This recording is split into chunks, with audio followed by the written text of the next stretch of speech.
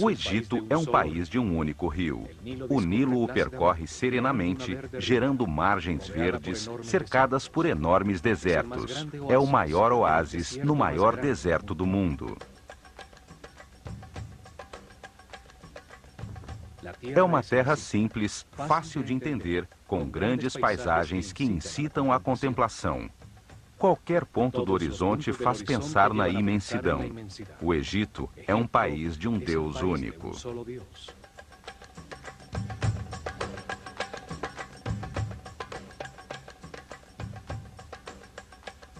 Ali, durante milhares de anos, desenvolveu-se uma civilização que viveu em paz e harmonia, sem sair de seus limites naturais para impor-se a outros povos, dedicada apenas ao aperfeiçoamento espiritual. A imagem que se tem dessa civilização mostra apenas a luz de seus sucessos. A sua linguagem escrita permaneceu incompreendida durante milênios. Decodificou-se apenas seu nível mais básico, o dos símbolos, que representam os sons da linguagem. Há níveis superiores, com símbolos que transmitem conceitos e não sons. Estes ainda não foram decifrados. As traduções se baseiam apenas na parte fonética, ou, na melhor das hipóteses, são interpretadas segundo as crenças dos tradutores. Os que creem que eles eram bárbaros primitivos chegam a um tipo de interpretação, e os que acreditam que eram uma civilização avançada baseada no espiritual, possuidora de tecnologias incompreendidas, chegam a resultados totalmente diferentes. Os acadêmicos religiosos cresceram influenciados pela imagem que o Alcorão e a Bíblia projetam dos egípcios, como um povo déspota, adorador de muitos deuses. Por esta razão, cristãos, judeus e muçulmanos não puderam reconhecer que o Egito foi uma das fontes que alimentou as raízes de seus próprios credos.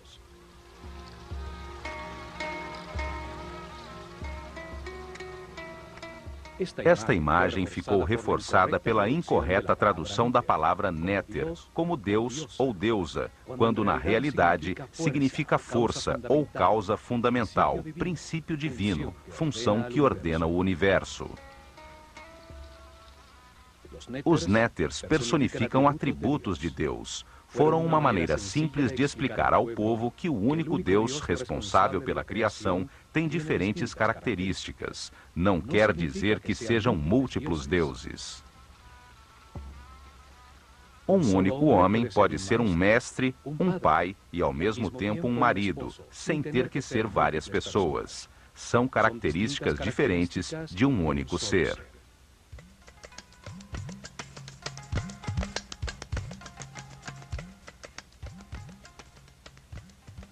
Para muitos historiadores, a civilização atual representa o auge do progresso do homem na Terra. Essa crença também contribui para projetar uma falsa imagem do Egito, pois não aceitam nada que possa colocar isso em dúvida.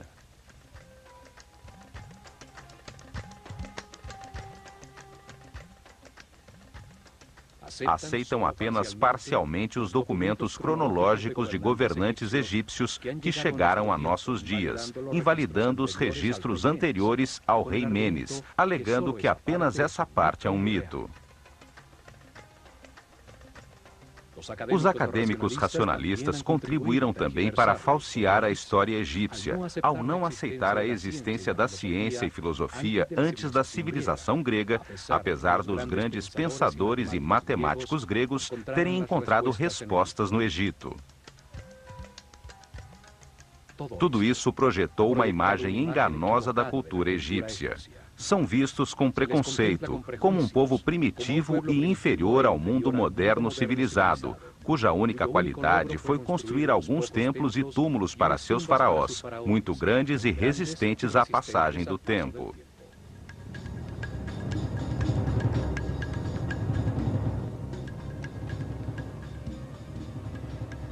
Estes programas procuram reexaminar a sua cultura. redescobrir seus templos para conhecer as verdades entalhadas em seus muros, abrir uma porta sobre seu conceito de realidade com a mente livre que permita ver além dos mitos em que os sepultamos.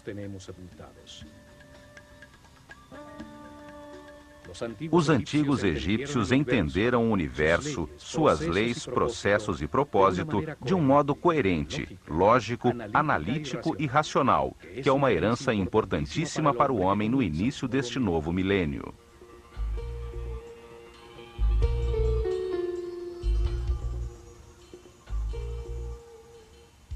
Novas informações começam a surgir. Estudiosos, cientistas e técnicos estão encontrando provas dos incríveis avanços tecnológicos, da precisão absoluta de suas construções, da escala de seus projetos. Seus feitos foram subestimados. O fato de nem sequer imaginar a sua tecnologia não quer dizer que não tenham movido, de maneira inexplicável, enormes pesos através de grandes distâncias, que tenham cortado, entalhado e acoplado duríssimas lajes de granito e diorita com precisão atômica, possível somente com tornos e serras ultrassônicas. A precisão matemática de suas construções é tal que nos 5 hectares da base da Grande Pirâmide há um desnível de apenas 8 milímetros. A tecnologia atual teria conseguido apenas um desnível de 40 centímetros.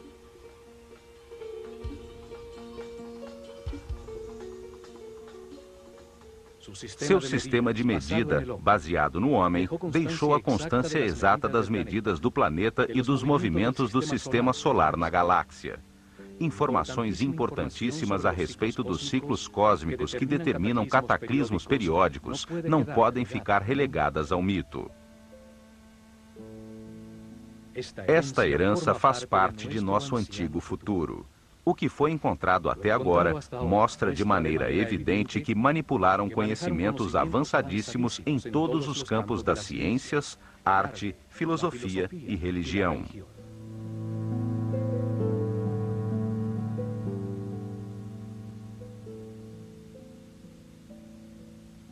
Conhecimentos que fazem parte de uma herança ainda mais antiga, de um período desaparecido da humanidade, chamado Atlante, anterior ao dilúvio, ao que sobreviveram alguns sacerdotes que construíram as bases deste ciclo em que vivemos.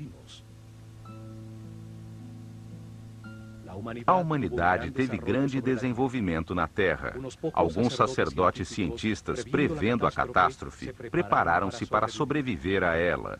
A eles se deve a aparição súbita, sem nenhum período de evolução, de todos os conhecimentos egípcios.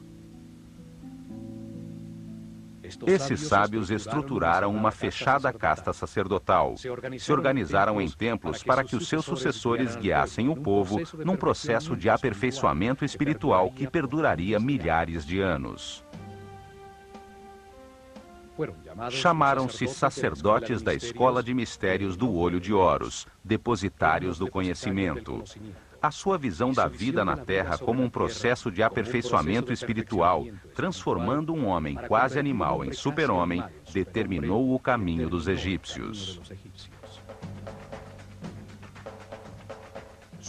Sua maneira de entender o progresso como uma evolução dos conhecimentos sobre o universo não tem parâmetro para o homem ocidental, que vê o progresso como aquisição de confortos materiais. A Escola de Mistérios acelerou o processo evolutivo de uma série de iniciados que receberam dados para entender o mundo dual em que vivemos, de contrastes extremos, de luz e escuridão, de medo e amor.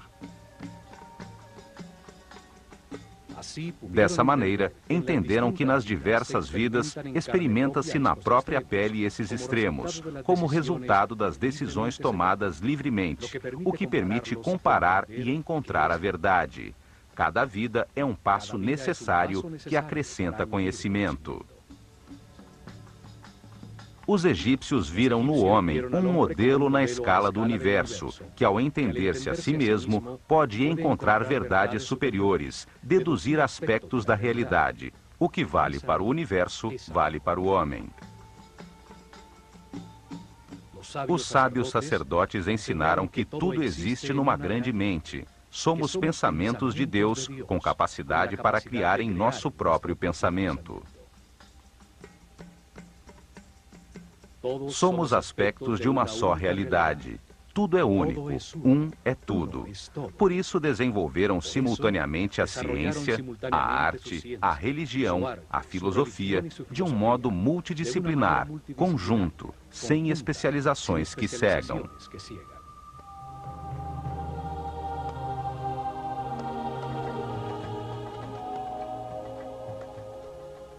Viram a criação como o ato consciente de um único Deus.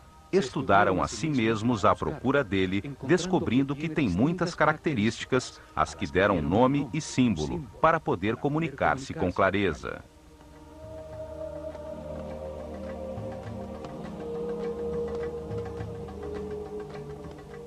Deram o nome de Atum à característica de Deus não manifesto, quando ainda não criou o universo, que existe apenas potencialmente dentro dele.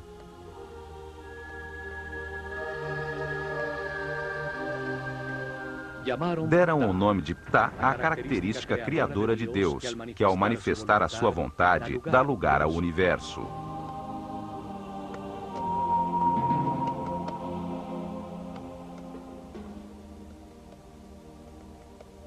E chamaram Amon a característica de Deus que torna o homem livre de criar na sua própria mente a sua imagem e semelhança.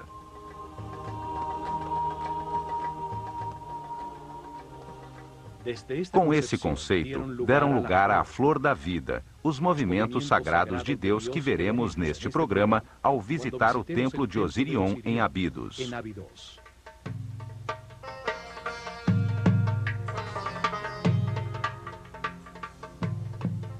Os templos foram instrumentos científicos de alta precisão para medir e registrar os movimentos dos astros. Sua herança nos diz que os astros determinam os ciclos do universo e os processos por que passa o homem, a humanidade. Nos templos concentraram os conhecimentos que encontraram enquanto se estudavam a si mesmos, num processo dirigido de aperfeiçoamento espiritual. Ali desenvolveram simultaneamente as ciências, a arte, a religião e a filosofia, num único bloco dinâmico, pois acreditavam que nenhum aspecto da realidade estava separado de outro. Ao redor dos templos, dirigida por seres muito evoluídos espiritualmente, cresceu uma das civilizações mais incompreendidas e mais avançadas da Terra. Está na hora de recuperar a nossa herança.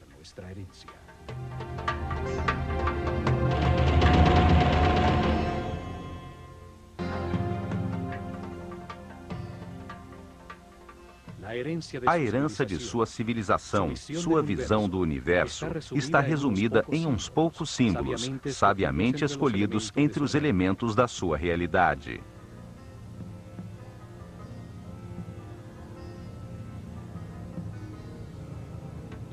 A utilização de uma imagem simbólica tem a vantagem de expressar um pensamento de uma maneira muito simples, além da linguagem, e seu significado poderá ser entendido milhares de anos depois de ter sido desenhado, pois a imagem de um falcão ou uma postura humana não mudam.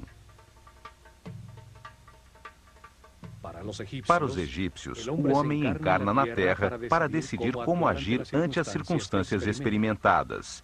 Ao comparar os resultados de suas ações, aprende e se aperfeiçoa. Então, o mais importante é a ação, o verbo. A ação que produz resultados leva ao aperfeiçoamento. A linguagem existe para comunicar ações. Cada parte do todo atua, realiza uma ação vital que produz resultados. Cada parte tem a forma de que precisa para agir da maneira que lhe corresponde. Os egípcios expressaram suas ideias através de 3 tipos de símbolos ou escritas. São chamadas de escrita hieroglífica, hierática ou demótica.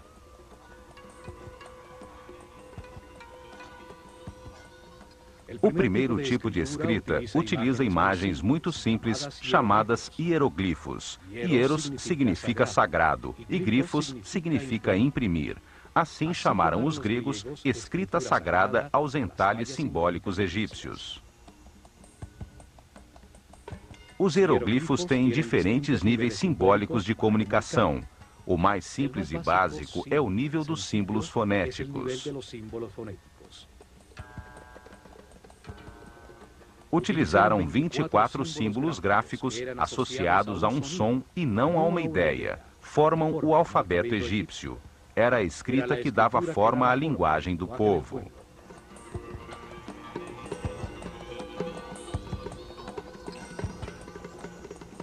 São o primeiro alfabeto usado pelo homem, do qual se derivou o alfabeto fenício e, mais tarde, o alfabeto grego.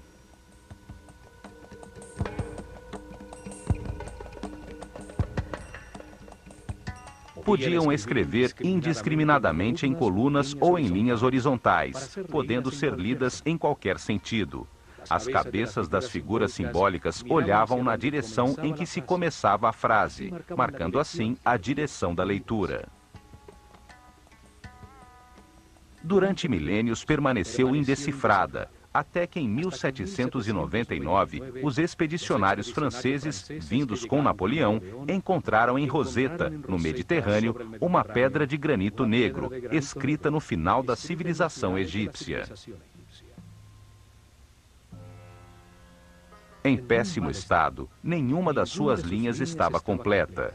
Conservava ainda 14 linhas escritas em hieroglifos, 32 linhas escritas em demótico e, o mais importante, 54 linhas em grego, uma escrita conhecida que indicava que esse texto traduzia as outras escritas. Um especialista em línguas, Jean-François Champollion, dedicou-se a estudar os textos da pedra. Descobriu que o egípcio antigo, assim como as escritas semíticas, usava apenas consoantes. As vogais eram acrescentadas na linguagem falada para dar uma forma gramatical.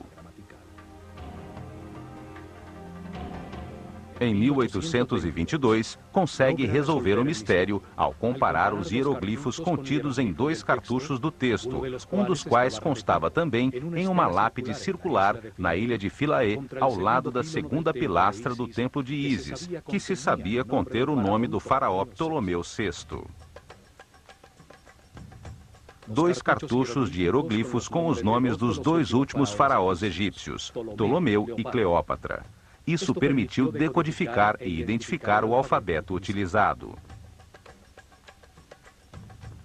O som que nesse momento produziam as palavras gregas em copto, uma linguagem usada por cristãos egípcios, serviu para aproximar-nos do som que se supõe tivesse a língua dos antigos egípcios.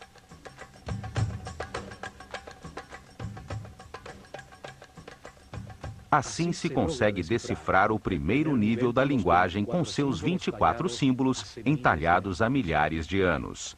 A escrita que usava apenas símbolos fonéticos, não ideias.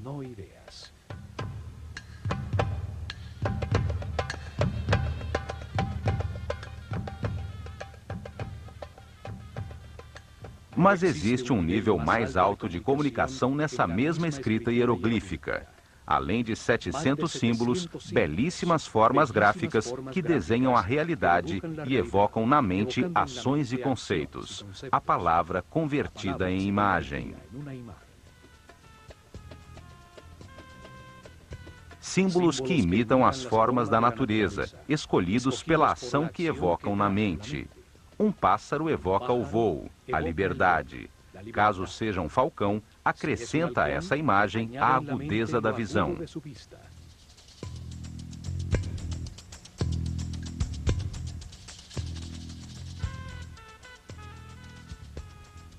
A figura de um olho comunica a ação de ver. Cada símbolo é desenhado para reviver experiências que a sua forma produziu na vida.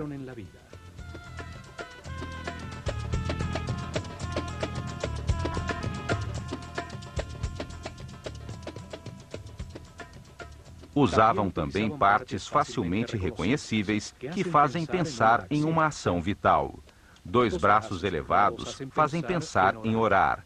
Duas pernas evocam a ação de andar. Um braço estendido, a ação de apontar. Duas mãos entrelaçadas, união. Uma mão que alimenta, outra que semeia, um jarro que entorna. Símbolos que retratam elementos fabricados pelo homem que, quando postos em ação, produzem um efeito. A ferramenta comunica o tipo de trabalho que se executa com ela. Um arado, um ancinho, uma rede. Além da escrita hieroglífica, existia outra forma de escrita, a hierática. Era utilizada apenas para comunicações oficiais e comerciais.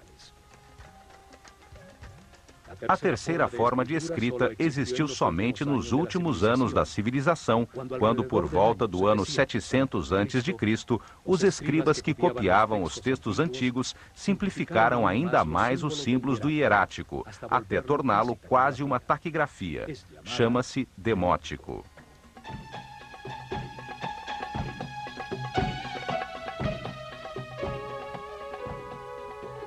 Novas interpretações estão surgindo, permitindo entender que os mitos e símbolos usados pelos egípcios são apenas uma forma fácil de comunicar conhecimentos e expressar conceitos sobre a realidade.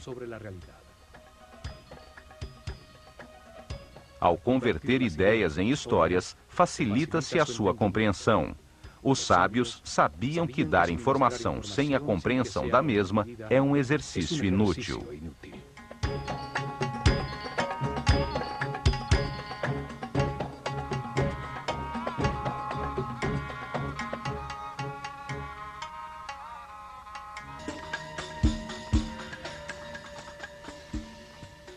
Existem 3 templos muito antigos, do início da sua civilização, realizados com a mesma técnica de construção. Tem o mesmo estilo arquitetônico, maciço e pesado, embora simples, que não foi utilizado novamente em todo o Egito.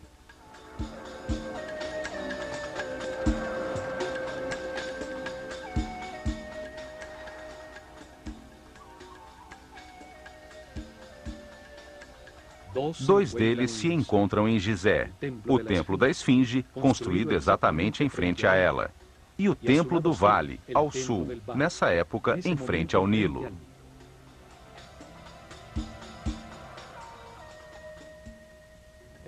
O terceiro é o maciço Osirion, construído em Abidos.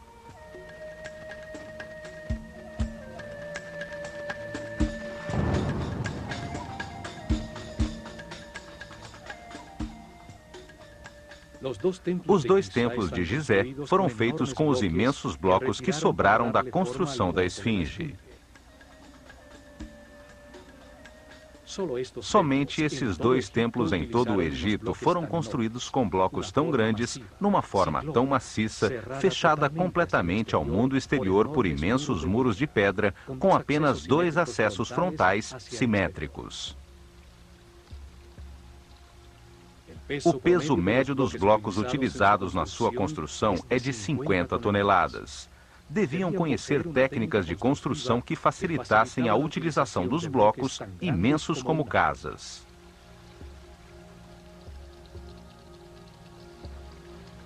Não usaram blocos regulares. Eram todos diferentes, com seus lados cortados em diferentes ângulos, sobre os quais encaixavam de maneira exata e milimétrica os que colocavam por cima.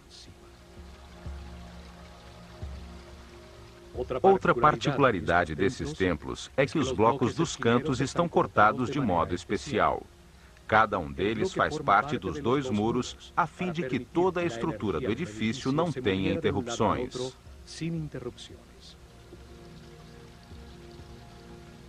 Isso obrigava a que cada um desses blocos tivesse que ser entalhado, em alguns casos mais de 30 centímetros, para formar o canto.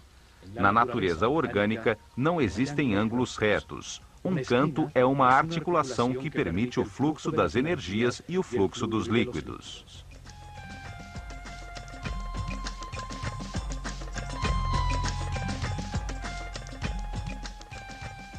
Estes templos tinham um salão central, coberto com uma laje de pedra sustentada por gigantescas colunas simétricas, formando um grande terraço superior que dominava a planície.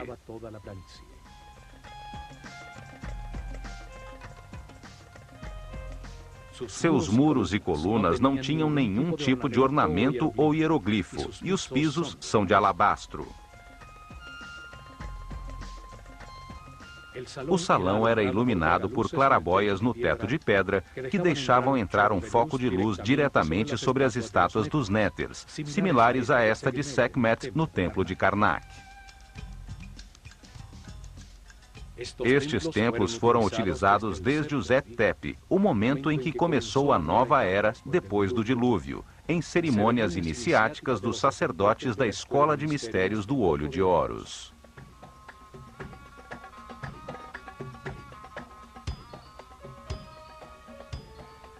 Nos dias de equinócio, sobre o terraço do templo, à altura do olhar da esfinge, colocavam a barca de ouro.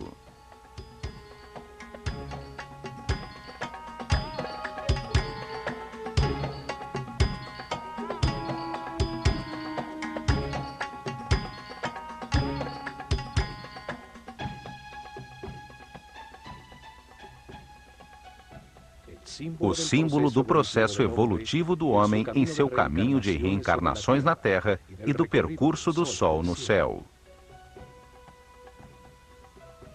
Ao seu redor eram realizadas cerimônias, enquanto a esfinge contemplava o nascer do Sol no horizonte à sua frente e, durante as noites, as estrelas da constelação de Leão.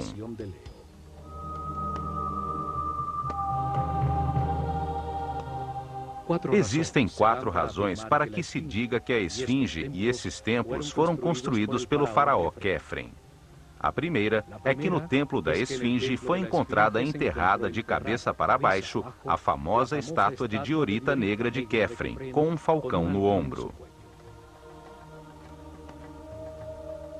A segunda é que afirmam que a cara desta estátua é igualzinha ao rosto da esfinge. Achamos as suas feições muito diferentes das de Quefren. A terceira é que entre os braços da esfinge encontrou-se uma lousa entalhada por Tutmoses IV, que numa de suas linhas tem a sílaba Kef, apesar de na mesma lousa estar escrito que a esfinge estava nesse local desde o início dos tempos, o Zet-Tepe. A quarta é que por isso se atribui também a Quefren a construção da pirâmide central de Gizé, que tinha encostado à sua fachada um templo unido por um caminho coberto de 500 metros ao denominado Templo do Vale.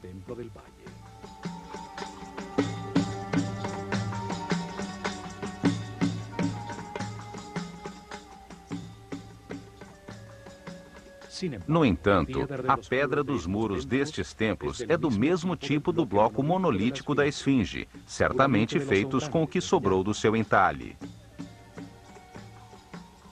Além do mais, tem os mesmos sintomas de erosão pela chuva que a esfinge, o que permitiu que especialistas geólogos determinassem que foi construída por volta do ano 9000 a.C.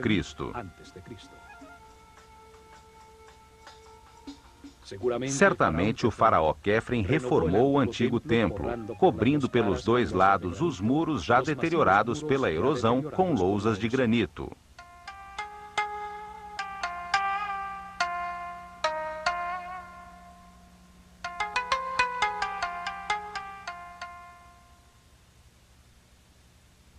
Os antigos dividiram a parte verde e habitável do Egito em 2 grandes zonas com diferentes características definidas pela forma do próprio Nilo. O delta, quando o Nilo se abre para chegar ao Mediterrâneo, forma um vale fértil. É chamado de Baixo Egito. Seu símbolo hieroglífico é a abelha, e o faraó usa uma coroa vermelha para mostrar a sua autoridade nessa região. O longuíssimo e estreito corredor verde de ambos os lados do Nilo, em seu percurso desde a fronteira com a Núbia até o ponto onde começa o delta, é chamado de Alto Egito. É simbolizado em sua escrita por um arbusto, e o faraó usa uma coroa branca para representar o seu poder nessa região.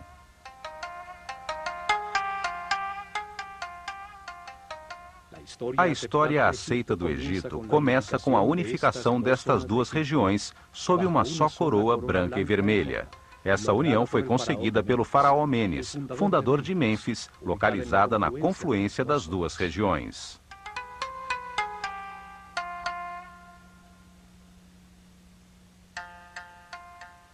Abidos está ao sul, no Alto Egito. Ali se encontram dois templos, um ao lado do outro. O dedicado por Sete I a Osíris, atrás do qual se encontra a escavação em que apareceu o segundo templo, o Osirion, que permanece parcialmente submerso.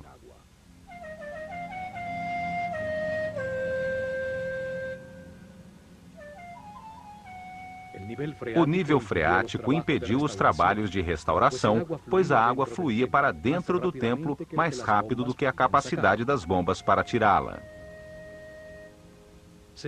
Estima-se que foi construído no alto de uma colina por volta do ano 9000 a.C., quando o nível freático e a superfície do Nilo estavam 10 metros abaixo. Foi o primeiro templo no Egito dedicado a explicar a vida como parte de um caminho de reencarnações sucessivas, permitindo adquirir dados sobre o universo, evoluindo da ignorância à sabedoria. Sua arquitetura maciça, sem nenhum tipo de hieroglifos, com lajes e pedras pesadíssimas e de corte imenso, é muito semelhante aos templos em frente à Esfinge. Enormes blocos irregulares, todos diferentes entre si, com cortes de assombrosa precisão, juntas de construção e exatidão de montagem.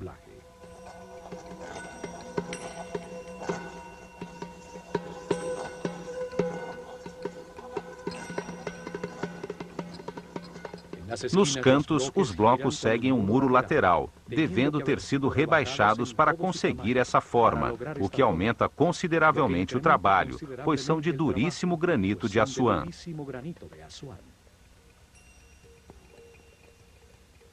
Tudo isso implica numa técnica de construção desaparecida, numa época em que supostamente não existiam ferramentas que produzissem cortes tão precisos, movessem blocos tão pesados ou juntá-los com tanta exatidão.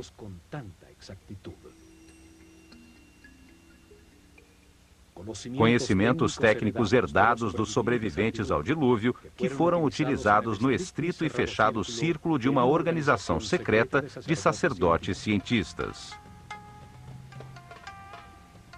As técnicas e ferramentas usadas nunca foram postas à disposição do povo em geral, certamente porque era muito perigoso entregá-las a mentes primitivas com emoções e paixões descontroladas. Ou então, porque a única maneira de usá-las era estando em perfeita harmonia com o universo, por sua característica sônica ou psíquica, e não mecânica como as desenvolvidas pelo homem atual. O templo tem uma forma retangular com uma plataforma rodeada de água, elevada no centro, a que se chegava por escadarias dos dois lados, dificilmente visíveis atualmente por causa da água. Sua forma simboliza o montículo original que emergiu quando as águas baixaram depois do dilúvio, onde os sábios desembarcaram para começar a nova civilização do Egito. Este templo foi construído para comemorar o Zep-Tepi, o tempo para dar início a uma nova civilização, dedicada ao aperfeiçoamento espiritual. 10 maciças colunas de pedra, cada uma feita num só bloco de granito vermelho, com um peso superior a 100 toneladas, sustentavam pesados pórticos, sobre os quais se apoiava um teto de pedra. Ao redor do canal, 16 santuários albergaram em seu tempo símbolos sagrados. Hoje se encontram submersos em água estagnada.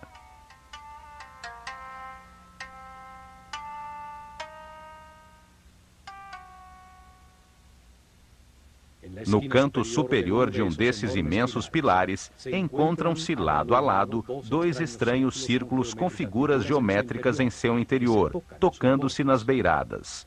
O granito parece queimado com finas linhas circulares.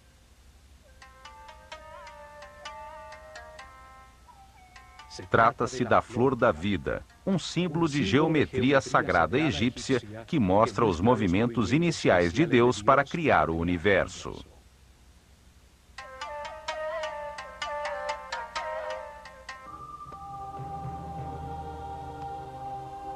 A flor da vida é um símbolo esotérico egípcio que descreve a geometria sagrada que deu lugar ao universo e que determina os processos naturais, como a mitose ou o movimento dos sóis e dos planetas.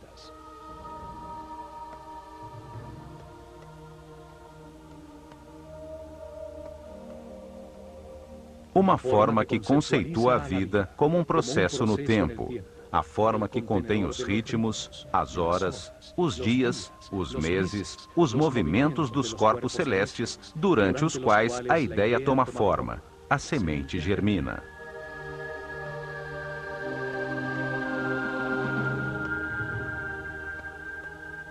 A flor da vida representa o momento em que Deus ativa a sua vontade, quando desperta a sua consciência para animar o universo, quando abandona o estado de repouso, de não ego, de não ser, de vazio e de escuridão. É o momento em que Atum-Ra, o Deus não manifesto, se transforma em Ptah, o Deus criador do que existe. O Fiat Lux, o momento em que nasce a flor da vida e tudo inicia a sua primeira volta. Para os egípcios, os movimentos de Deus começam num ponto conceitual, o olho de Horus, de onde surge a flor da vida, cujo fruto é o universo, a criação.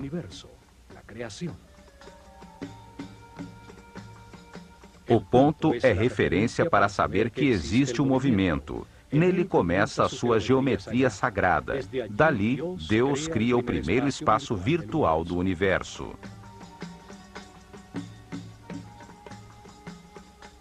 Faz isso projetando-se para fora, como um ponto que avança repetindo-se, formando uma linha reta, a forma masculina. É o Deus Pai que manifesta sua energia e sabedoria.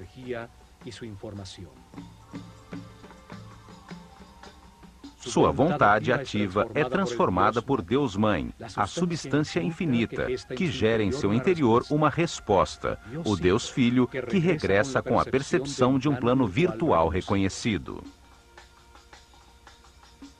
Assim, os egípcios entendem a Trindade como um processo simultâneo, equilátero, de dados enviados, recebidos e conscientizados. Por isso, o triângulo equilátero é a base do tetraedro, o primeiro sólido puro, forma primária, masculina de tudo que foi criado. O processo se multiplica no tempo e no espaço, para frente, para trás, para cima e para baixo, à direita e à esquerda. Assim, Deus gera um espaço virtual autorreferente.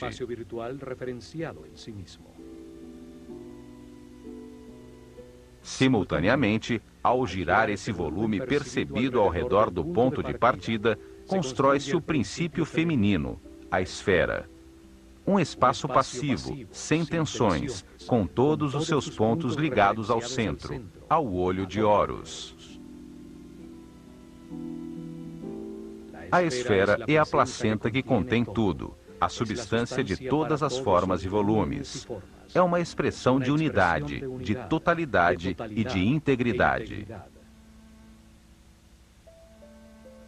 Nenhum dos pontos da superfície é mais importante que o outro, e chega-se a todos da mesma forma, desde o seu centro de força e energia que os origina.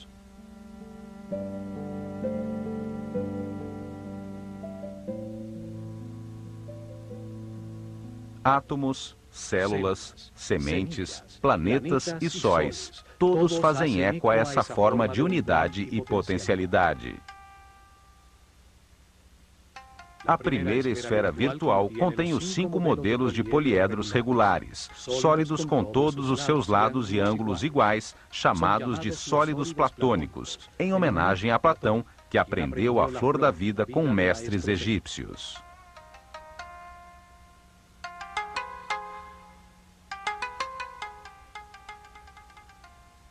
São a base, os tijolos com os quais todo o universo foi construído. Simbolizavam os 5 elementos da natureza: o fogo, a terra, o ar, o espírito ou éter e a água.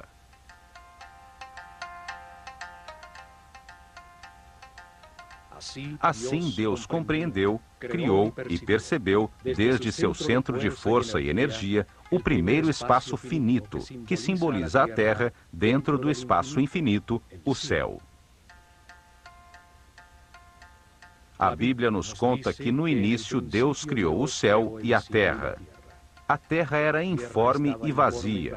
As trevas cobriam a superfície do abismo, e o Espírito de Deus se movia entre as águas.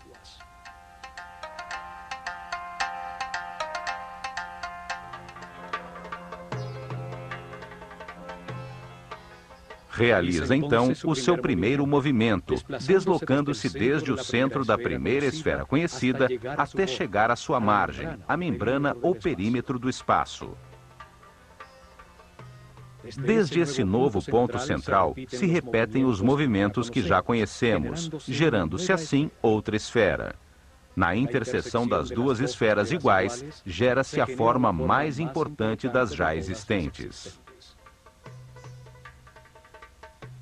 É a chamada Vesica Piscis e simboliza o Verbo Divino. Os egípcios acreditavam que de seu interior surgiram os números, os 7 sons fundamentais, as letras e toda a sabedoria da criação. Tem a mesma forma do olho e da boca humanos. Em seu interior, cabem exatamente 2 triângulos equiláteros que, ao estarem contidos num retângulo, são a base da proporção áurea, a divina proporção. Essa proporção foi utilizada em todos os seus templos, como no Osirion, para relacionar as 3 dimensões entre si e estas com a natureza. Daí derivam todas as relações matemáticas fundamentais e os números importantes como Φ e Π. Simboliza também a visão compartilhada, o entendimento mútuo entre indivíduos iguais, terra comum. O Vesica Piscis é o espaço compartilhado, a interseção entre a esfera inicial e a nova, gerada da sua borda. A partir dessa nova esfera conhecida, repetem-se sucessivamente os movimentos em direção à borda exterior, para gerar outra esfera.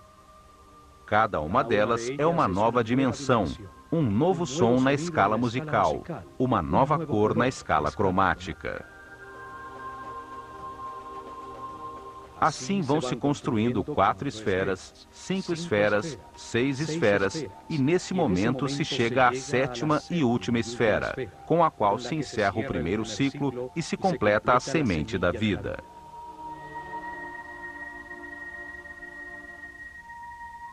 Sete esferas, 7 dias da criação, 7 notas musicais, 7 cores espectrais. O coração tem 7 capas de músculos, 7 chakras, 7 sistemas de glândulas endócrinas.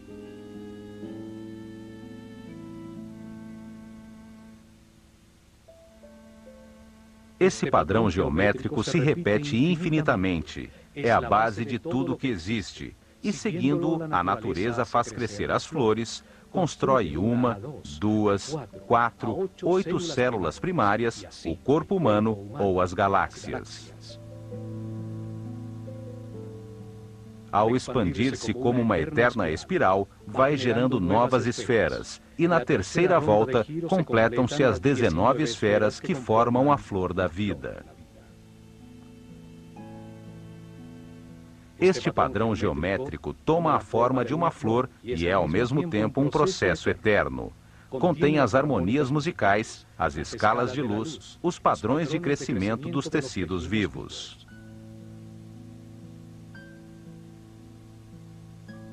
Cada esfera tem a mesma potência de desenvolvimento que a esfera original, dando assim à flor da vida lugar ao fruto da vida que gera sua própria flor.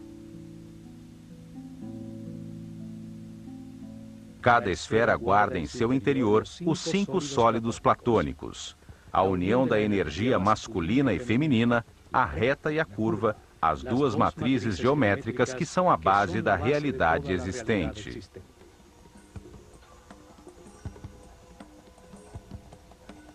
Os sólidos platônicos equiangulares e equiláteros conectam os centros de todas as esferas. Assim aparece o tetraedro, o cubo, o octaedro, o icosaedro e o dodecaedro.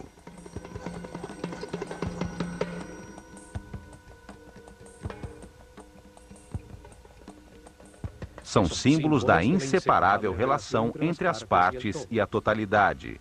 Formam um princípio de unidade para toda a geometria das formas existentes, apesar de sua diversidade. Padrões, formas e estruturas que existem na natureza, da menor partícula a expressões reconhecíveis ao olho humano até o imenso universo. Tudo segue um arquétipo geométrico que nos revela a natureza de cada forma.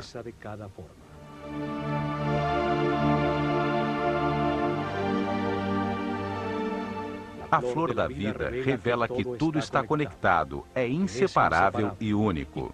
Nos lembra a nossa relação com a totalidade e nos permite compreender as bases sagradas de toda a criação.